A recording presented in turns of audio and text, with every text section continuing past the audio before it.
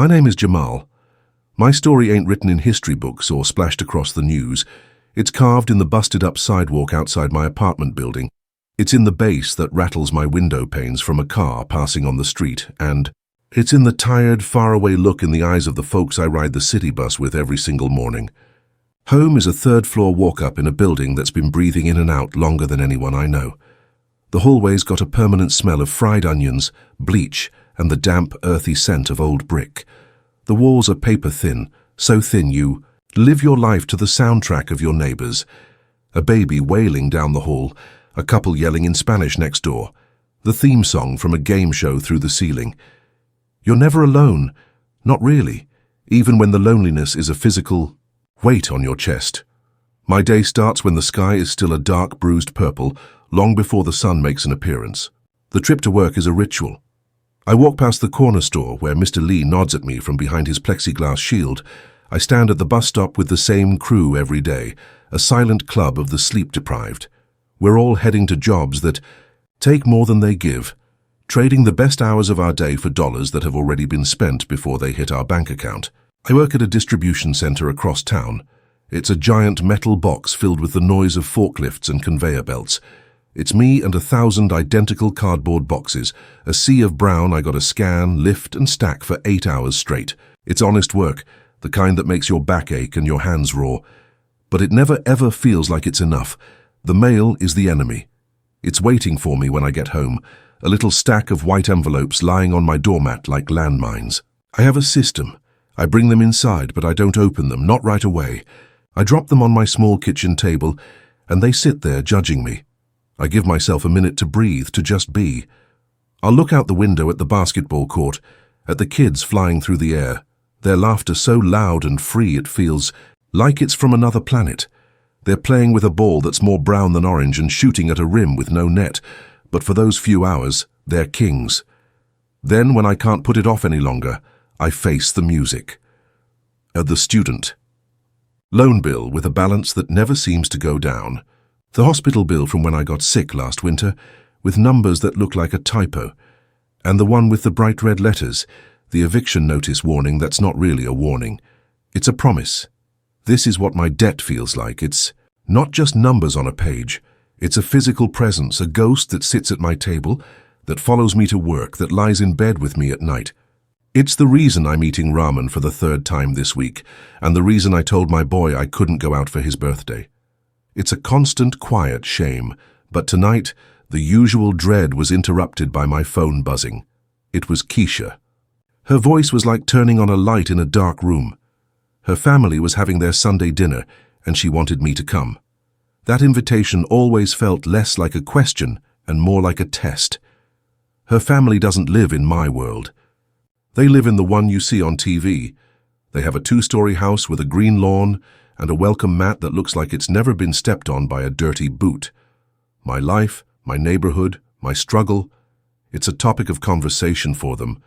Something they can talk about with sad eyes before passing the mashed potatoes. You have to come. Jamal, she pleaded, and I could hear the smile in her voice. My mom's making her famous pot roast. You love it. I did love it. But I hated the price of the meal. And I'm not talking about money. I'm talking about the way her dad, a good man who'd built his own company, would look at my hands soft from scanning boxes instead of calloused from laying drywall.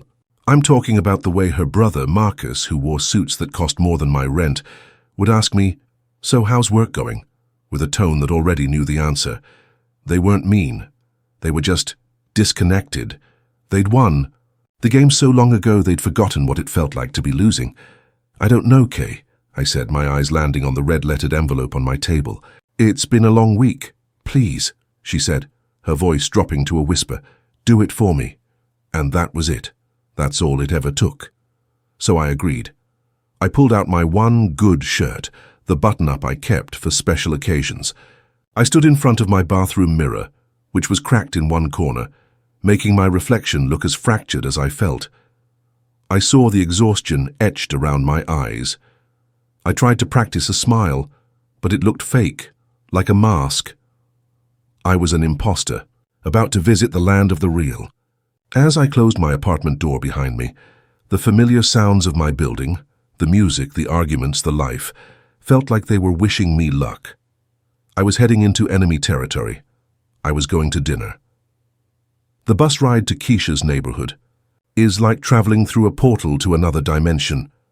I watch my world scroll by the smudged window, the vibrant murals on brick walls, the flickering neon sign of the liquor store, the clusters of people talking on their front stoops.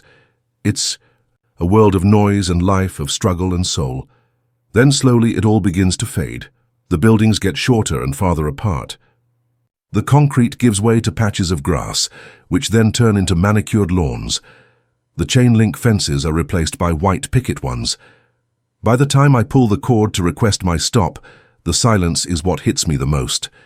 It's a heavy, expensive silence, broken only by the whisper of wind in tall old trees and the distant hum of a lawnmower. My boots feel too loud on the perfect, unbroken sidewalk as I walk the 2 blocks to her house. Her house doesn't just sit on the street, it presides over it. It's a handsome 2-story brick colonial with dark green shutters and a porch with their swing. It looks like the houses in the movies, the kind of place where nothing bad ever happens. I take a deep breath before I climb the steps, squaring my shoulders like a soldier heading into battle.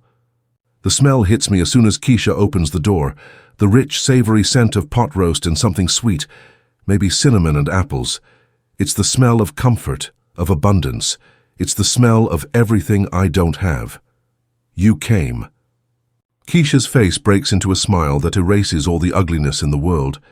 She pulls me into a hug, and for a second I can just melt into her, breathing in the scent of her perfume.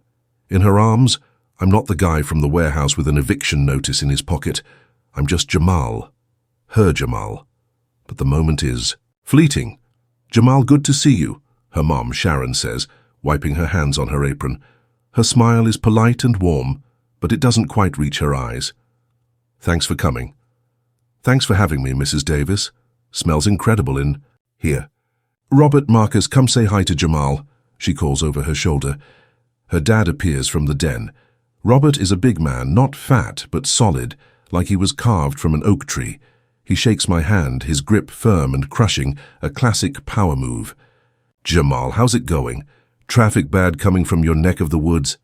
The question isn't about traffic, it's a reminder of the distance, of the different worlds we inhabit.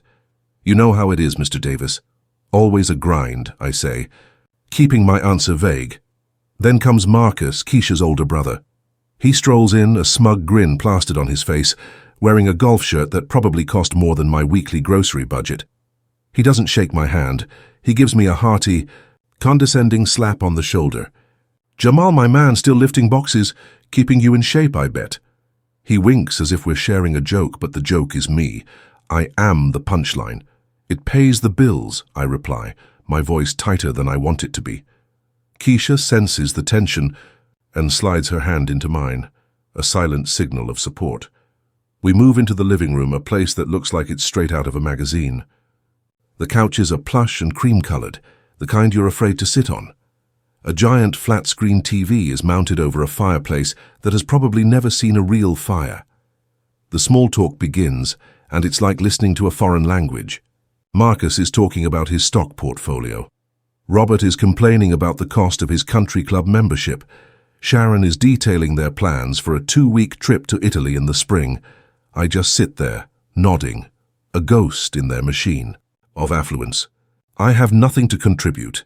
My financial world isn't about portfolios. It's about choosing between paying the electric bill or the gas bill. My idea of a vacation is getting a day off. "So, Jamal," Robert says, turning his full attention to me, his eyes like lasers.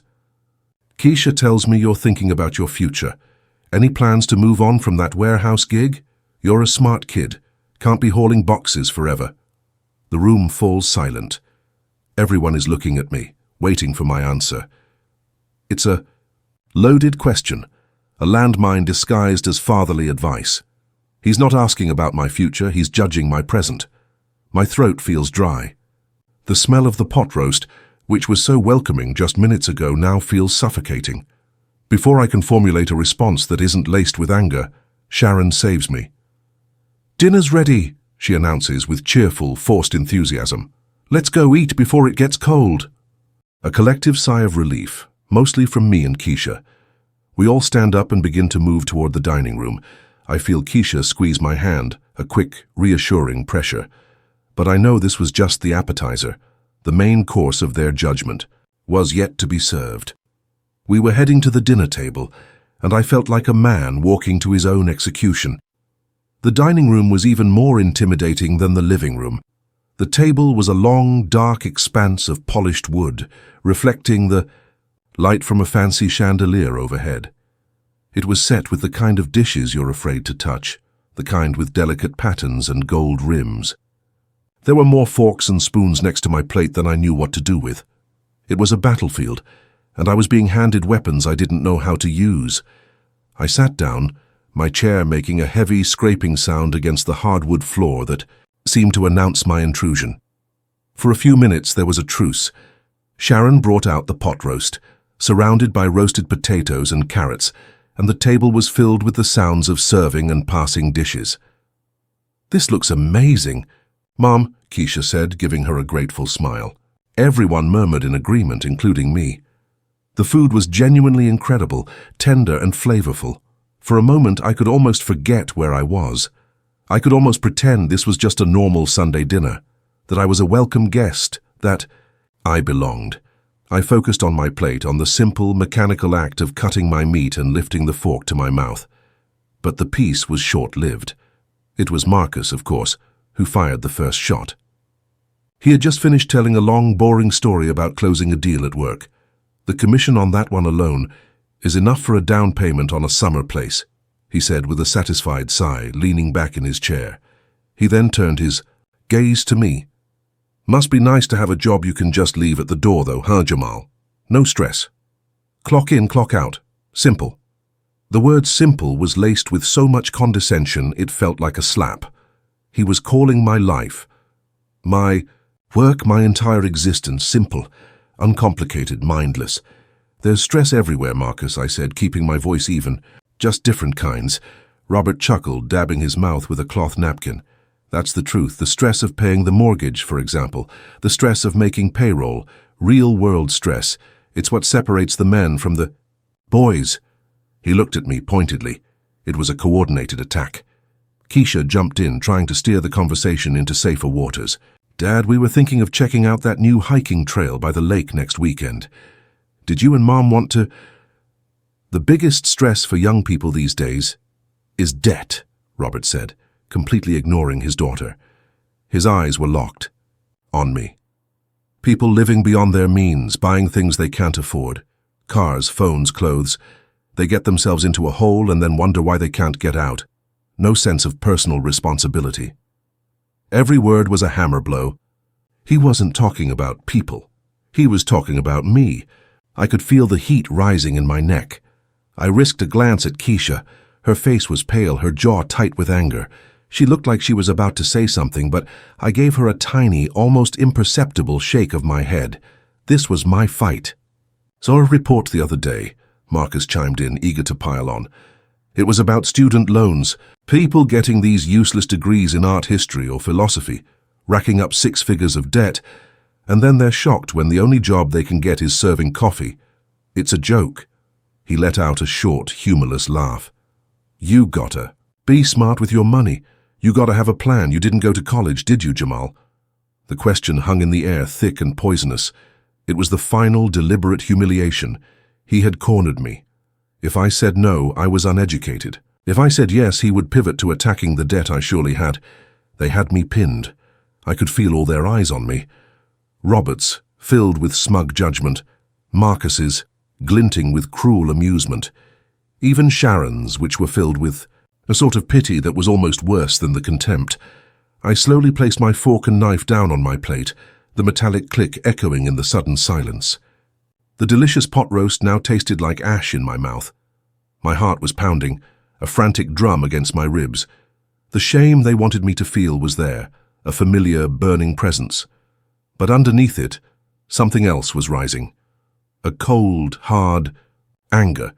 An anger born from 1,000 quiet humiliations, from a lifetime of being underestimated and undervalued. They thought they knew my story from a single glance. They thought they had me all figured out. They were about to find out how wrong they were. The silence that followed Marcus's question was a living thing. It felt like the air had been sucked out of the room, leaving only a vacuum of heavy, suffocating expectation. I saw Keisha open, her mouth to intervene, her expression a mixture of fury and desperation.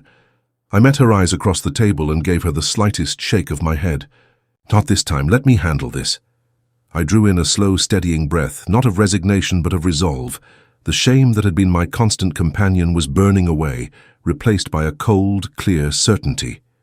They wanted to know my story. I was going to give it to them. I looked directly at Marcus, my gaze level and unflinching. "Yes, Marcus, I went to college," I said. My voice was quiet, but it cut through the silence like a razor. I saw a flicker of surprise in his eyes. This wasn't the answer he expected. "I was at City College for 2 years, studying to be a high school history teacher." I let that sink in for a moment before continuing. I turned my head slightly to include Robert in my gaze. "You're right, Mr. Davis. Debt is a terrible stress. And you're right, Marcus, that some of it comes from student loans." I picked up my water glass, my hand perfectly steady, and took a small sip. I was in complete control. "My student loan debt is about $18,000, I said, laying the number down on the table like a playing card. "But that's the smallest part of my debt. The bulk of it, the part that keeps me awake at night, is medical debt." I watched their faces. The smugness was gone from Marcus's. Robert's judgmental posture had softened, replaced by a look of confusion. "You see, my mom got sick my sophomore year. Cancer. The kind that doesn't give you much of a warning and doesn't care if you have good insurance. And we didn't. We had the kind of insurance a house cleaner can afford, the kind that covers almost nothing. I wasn't looking at them with anger anymore. I wasn't looking for pity. I was just telling the truth, a truth they had never had to live. So I dropped out of school. I came home to take care of her. I worked 2 jobs, the warehouse gig during the day and stocking shelves at a grocery store at night to help pay for her treatments. The treatments that the insurance company decided weren't medically necessary. My debt isn't from buying clothes or phones, Mr. Davis. It's from co-pays on chemotherapy. It's from experimental drugs that gave my mother 6 more months with me. 6 months where I could sit with her and hold her hand. My debt is the price of that time." I paused, letting the weight of my words settle into the expensive silence of their dining room. I could see Sharon, Keisha's mom, bring her napkin up to her mouth, her eyes glistening. "You talk about responsibility," I said, my voice still quiet, but now with an edge of steel. My responsibility was to my family. My responsibility was to the woman who raised me by herself, who cleaned houses like this one, so I'd have a roof over my head and a chance to go to college in the first place. This simple job at the warehouse, it's what allowed me to pay for her funeral when the time came. It's what keeps that roof over my head now. I looked back at Marcus, who was now staring intently at his half-eaten piece of pot roast as if it held the secrets of the universe. Then I looked at Robert, who for the first time all night could not meet my gaze. He was looking at his hands, which were resting on the polished table. So, yes, I have debt. A lot of it. But it's not a monument to my irresponsibility. It's the receipt for my love. It's the cost of my priorities, I finished. I had nothing more to say. I hadn't raised my voice. I hadn't sworn. I had simply laid my life down on their perfectly polished table, and the truth of it was so heavy, it shattered the comfortable world they had built for themselves. The mockery was gone. The judgment was gone. All that was left was the truth. And then silence. A profound echoing silence that was louder than any argument. No one moved, no one spoke, no one even seemed to breathe. They just sat there frozen, the pot roast growing cold on their plates. The silence stretched for what felt like an eternity. It was broken by a small, almost imperceptible sound, the soft scrape of a chair. Keisha stood up. Her own face was a mask of cold fury, and her eyes, when they met mine, were filled with a fierce, protective pride that made my heart ache. "We're leaving," she announced to the room. Her voice wasn't loud, but it had the sharp, undeniable finality of a gavel striking wood. No one protested. Robert was still staring at his hands, his face pale. Marcus looked physically ill, his face flushed with a deep, blotchy red of shame. It was Sharon who finally moved, standing up halfway, her hand outstretched. "Keisha, honey, please." "No, Mom," Keisha said, cutting her off, but her voice was softer now, tinged with a deep sadness. "No more." I stood up, my legs feeling a little unsteady. I put my napkin down on the table, a final quiet gesture. I didn't look at any of them. I only looked at Keisha. She walked around the table, took my hand, and her fingers laced through mine, a warm, strong anchor in the wreckage. We walked out of the dining room together, our footsteps echoing in the silent house. As we passed the front door, I could hear Sharon begin to sob quietly behind us. We didn't look back. The cold night air felt like a blessing, washing over my face and clearing my head. We walked to the bus stop in a silence that was the complete opposite of the one we'd left behind. That was a silence of shame and shock. This was a silence of understanding, of shared space, of letting the raw emotions of the night settle. We didn't need to speak. We just held hands, our fingers intertwined, a silent conversation passing between us. The bus arrived, its headlights cutting through the darkness, and we climbed aboard. It was mostly empty, and we found a seat in the back. As the bus rumbled to life, pulling away from the pristine, quiet streets of her neighborhood and heading back toward the noise and grit of mine, Keisha finally turned to me. Her eyes were shining with unshed tears. "I'm so sorry, Jamal," she whispered, her voice thick with emotion. "I knew they could be difficult, but I never imagined they would be so cruel. I should never have made you go." I shook my head, turning my hand over to hold hers. "Don't be sorry, you didn't do anything wrong. But I just sat there while they—" "You were there with me," I interrupted gently. "That's all that matters." She leaned, her head against my shoulder, and I could feel the tension finally leaving her body. "I have never been more proud of you than I was tonight," she said, her voice muffled by my jacket. "You were incredible. You told them the truth, a truth they needed to hear." I let out a long, slow breath I didn't realize I had been holding. The anger, the adrenaline, the cold resolve, it was all draining away, leaving behind a profound exhaustion, but also a profound sense of peace. I felt light. The shame I had carried for so long, the heavy secret of my debt, had been brought out into the open. I had spoken my truth, and the world hadn't ended. In fact, for the first time in years, I felt free. "I was so scared, Kay," I admitted, the confession barely a whisper. "I know," she said, squeezing my hand. "But you weren't scared for you. You were scared for your mom's memory. You were defending her. You were defending your love for her. And it was the most beautiful, powerful thing I have ever seen." The bus swayed as it took a corner, and the familiar lights of my neighborhood began to appear outside the window. The flickering neon, the warm glow from apartment windows, the headlights of 100 cars. It wasn't pretty or polished, but it was real. It was home. And tonight, I wasn't returning to it defeated. I was returning with my head held high, with the woman I loved beside me. The dinner was over. The verdict was in. And we were still standing stronger than before. The next morning, the sun streamed through my window with an unfamiliar warmth. For the first time in years, I didn't wake up with the familiar, crushing weight of dread on my chest. I got out of bed and walked into my small kitchen. The stack of bills was still there on the table, a silent testament to my struggles. But when I looked at them, I didn't feel the usual spike of shame and failure. I saw them for what they were, just paper, receipts, reminders of a battle I had fought for someone I loved. They no longer had power over me. I had spoken their truth, and in doing so I had taken my own power back. I was making coffee when my phone buzzed. It was a text from Keisha. It was a screenshot of a message from her mom. "Keisha, I have no words to express how sorry I am about last night. There is no excuse for the way your father and brother behaved. We were wrong. I hope in time you can forgive us. And please, tell Jamal how deeply ashamed I am." I read the message twice.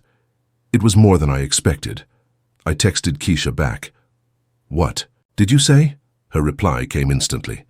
I told her I appreciate the apology, but that they didn't just hurt my feelings, they disrespected the man I love and the memory of his mother. I told her that forgiveness isn't something that comes from a text message. It's going to take a lot more than that. A wave of love and gratitude for her washed over me. She wasn't just my girlfriend. She was my partner, my defender. She was in my corner no matter what. I went to work that day feeling like a different man. The warehouse was the same loud noises, the same endless sea of brown boxes, the same ache in my back by the end of the day, but I was different. When a supervisor made a condescending remark, it bounced right off me. When a co-worker complained about his bills, I found myself listening with a new kind of empathy, free from the filter of my own shame. This job, this place that Robert and Marcus had looked down on with such disdain, was a place of honest work, filled with people fighting their own quiet battles. There was a dignity here that they would never understand. I wasn't just a box lifter, I was a survivor. We all were. That evening, Keisha came over. She didn't bring up her family. Instead, she brought takeout from our favorite Thai place, and we just sat on my worn-out couch eating out of the containers and talking. We talked about everything and nothing, about a funny thing that happened at her job, about a movie we wanted to see, about the kids playing basketball on the court outside. It was normal. It was easy. The storm had passed, and this was the calm, peaceful aftermath. As we were cleaning up, I found myself looking at an old framed photo on my bookshelf. It was of my mom and me, taken on the day I graduated high school. She was beaming with a pride that could have lit up the whole city. "I was thinking about something," I said quietly, still looking at the photo. Keisha came and stood beside me, wrapping her arm around my waist. "What's that?" she asked. "My degree," I said, the words feeling new in my mouth. "The history teacher thing. I was thinking, maybe it's not too late." It was just a whisper of an idea, a tiny spark. Before last night, it was a dream I had buried under a mountain of debt and shame. But now it felt possible. It would be hard. It would take years. It would mean more loans, more struggle. But the thought didn't fill me with dread. It filled me with a quiet, thrilling hope. Keisha turned to me, her eyes wide and bright. She didn't talk about the money or the difficulty. She didn't mention any of the obstacles. She just smiled, a brilliant, beautiful smile. "Jamal," she said, her voice full of absolute certainty, "I think that's the best idea you've ever had." And in that moment I knew that my answer at the dinner table hadn't just silenced them. It had silenced the voice of doubt in my own head. The future was no longer a terrifying, dark place. It was a blank page, and for the first time in a very long time, I felt ready to write my own story. 2 years can feel like a lifetime. The Jamal who got on the bus to that fateful Sunday dinner is not the same man I am today. On the outside, not much has changed. I still live in the same apartment, with the same thin walls and the same familiar smells in the hallway. I still wake, up before the sun, to catch the same bus to the same job at the warehouse. The bills still arrive, and the monster of debt, while less terrifying, is still a shadow in the corner of my room. But on the inside, everything has changed. The shame that had me in chains is gone, replaced by a solid foundation of self-respect, forged that night in the fire of their judgment. True to my word, I went back to school. I enrolled in night classes at City College, slowly piecing together my deferred dream. My nights are now a marathon of work and study. I'm often the last person to leave the library, my eyes burning under the fluorescent lights, my head swimming with dates and battles, and the complex histories of lives lived long ago. I come home exhausted, my bones aching from my job and my brain tired from studying. But it's a good kind of tired. It's the exhaustion of building something. Every book I read, every paper I write, is a brick I'm laying in the foundation of my future. Keisha is my rock. She brings me coffee when I'm nodding off over my textbooks. She listens to me practice my presentations, and most importantly, she looks at me with an unwavering faith that makes me feel like I can do anything. About a year ago, the invitation came. It was a text from Sharon to Keisha, tentative and hopeful, asking if we might consider coming for Sunday dinner. Keisha showed me the phone with a look on her face that was a mix of apprehension and exhaustion.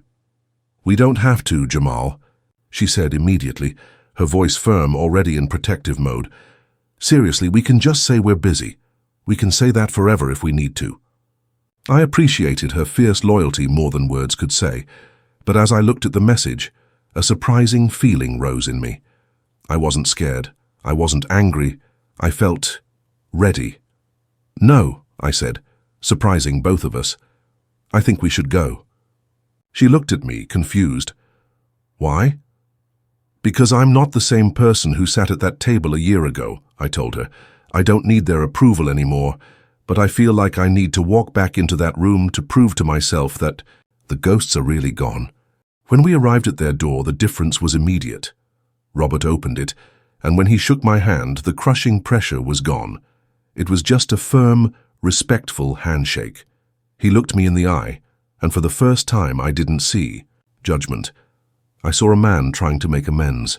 Marcus was there, and instead of a smug grin, he gave a quiet, almost shy nod. "Jamal," he said, and the condescension was gone from his voice. The dinner itself was a careful dance. The air was still thick with the memory of what had happened, but the hostility had been replaced by a cautious, fragile respect. The small talk was deliberately neutral. Weather, sports, a new movie. Then Sharon asked me about my classes. "Keisha, tells us you're enjoying them," she said, her voice gentle. "I am," I said. "It's a lot of work, but it feels right." It was Marcus who leaned forward, a look of genuine curiosity on his face. "What's the period of history you find most interesting?" he asked. "I feel like all I ever learned in school was a list of dates." "The Reconstruction era, after the Civil War," I answered without hesitation. "It's a period most people gloss over, but it's where everything about modern America was forged. It was a time of incredible hope and immense betrayal. You can draw a straight line from the failures of that era to so many of the problems we still face today." I spoke for a few minutes, the passion for the subject taking over. I wasn't trying to impress them. I was just sharing something I loved. I noticed they were all listening intently, not just being polite. Robert, in particular, watched me, his expression unreadable but focused. It was the first time they weren't seeing a warehouse worker. They were seeing a teacher. The conversation eventually died down, and the familiar sound of silverware on china filled the room. Then it stopped. It was after the main course was cleared that Robert, Keisha's father, cleared his throat, the sound unnaturally loud in the quiet room. He set his silverware down with deliberate precision and looked at me directly from across the table. "Jamal," he began, his voice lower and more serious than I'd ever heard it. I've done a lot of thinking about that night. Last year, about the things I said, the things I thought." He paused, and it seemed to take a physical effort for him to continue, to force the words out. "There's no excuse for my ignorance. I spent my whole life thinking I understood what hard work and responsibility looked like, but I was only looking at it through my own comfortable lens. I judged you without knowing a single thing about your journey. I measured you by my own yardstick, and that was arrogant and wrong of me. What you did for your mother, the sacrifice you made, that's what a man does. You have more character and strength in you than I showed that night. I was wrong, and I am truly sorry." The apology hung in the air, sincere and unadorned. There was nothing I could do but accept it. "Thank you, Mr. Davis," I said simply. "That means a lot." And it did.